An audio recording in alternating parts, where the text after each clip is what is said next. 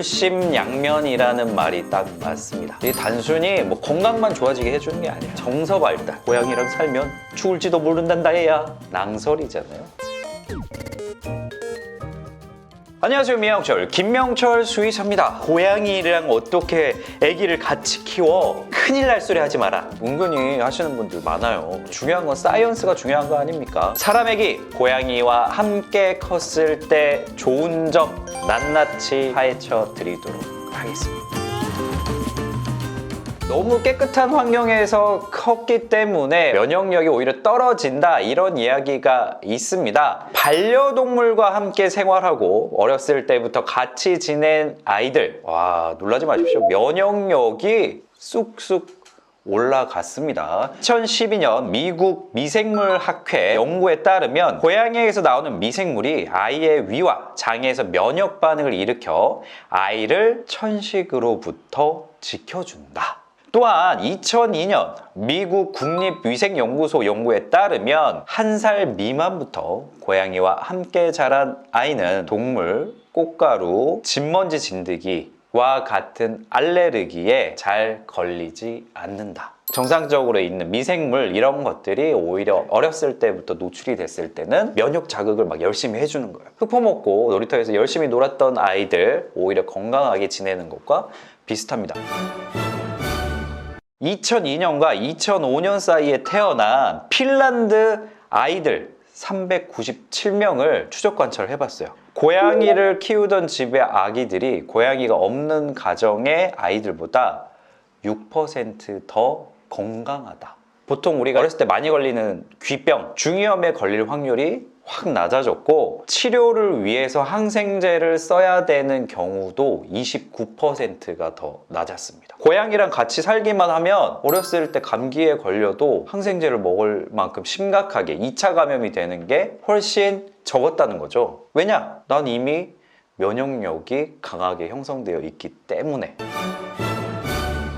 게다가 와, 이것 나는 진짜 너무 신기한 것 같아요. 소아 비만이 예방된다. 캐나다에서 이제 연구가 진행됐는데 746명의 어린이를 분석했더니 고양이나 개와 함께 자란 아이의 경우에 소아 비만 위험도를 낮출 수 있는 미생물의 비율이 높아져서 소아 비만을 예방하는 효과도 유추해 볼 수 있다. 성인은 안 되겠죠? 사냥놀이만 열심히 해주면 뭐 비만 뭐 문제 없죠.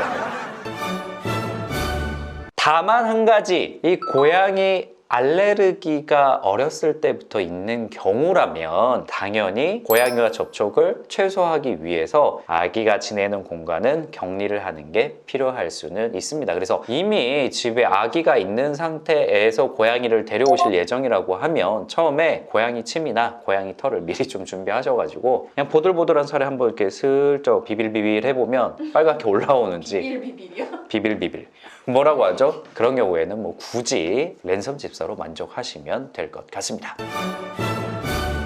물심양면이라는 말이 딱 맞습니다. 고양이와 함께 지냈던 어린 아이들은 자폐증과 발달 장애가 있는 경우에 개선시키는 데 큰 도움이 됩니다. 이게 단순히 뭐 건강만 좋아지게 해주는 게 아니야. 정서 발달, 심지어 그게 약간 더뎠던 아이들까지 케어를 해준다는 건데, 호주 퀸즈 대학 연구에 따르면 자폐증 있는 아이가 평소 고양이를 자주 접했을 때 그렇지 않은 아이에 비해서 훨씬 잘 웃고 대인관계도 좋아졌다고 합니다. 그리고 미국 미주리 대학교 연구센터에서는 키우지 않는 가정에 비해서 발달 장애가 있었는데도 사람 사귀는 걸 잘했다라고 결과를 말했습니다. 낯선 환경, 낯선 것들에 노출됐을 때 적응하기가 힘들잖아요. 흔히 말해서 이제 사회성이 조금 떨어질 수 있는데 집에서 이미 연습을 하는 거죠. 사회성이 나아진 모습을 볼 수 있었다. 저는 그렇게 유추해 봅니다. 어린아이와 고양이가 살았을 때 정말 좋은 거, 정서 안정에 도움이 됩니다. 고양이를 키우면 타인에게 부정당하거나 거절당했을 때 마음의 상처를 별로 받지 않습니다. 미국 마이애미 대학교 학생 설문조사에 따르면 다른 사람이 자신의 말이나 행동을 부정했을 때 살아가는 고양이를 생각하면 부정당한 것에 대한 감정이 수그러든대요. 오늘 고백했어, 까였어, 근데 우리 집에 가보면 애기씨 있어. 뭐 됐어. 나는 부장님에게 혼이 나지만 애기씨를 생각하면 힘이 나. 정신승리. 난 바깥 보러 하면 돼. 끝이야. 이게 가능할 수 있다. 정서적인 내 안정감을 또 챙겨준다라고 보시면 됩니다. 삶의 질에 대한 만족도가 아주 높아집니다.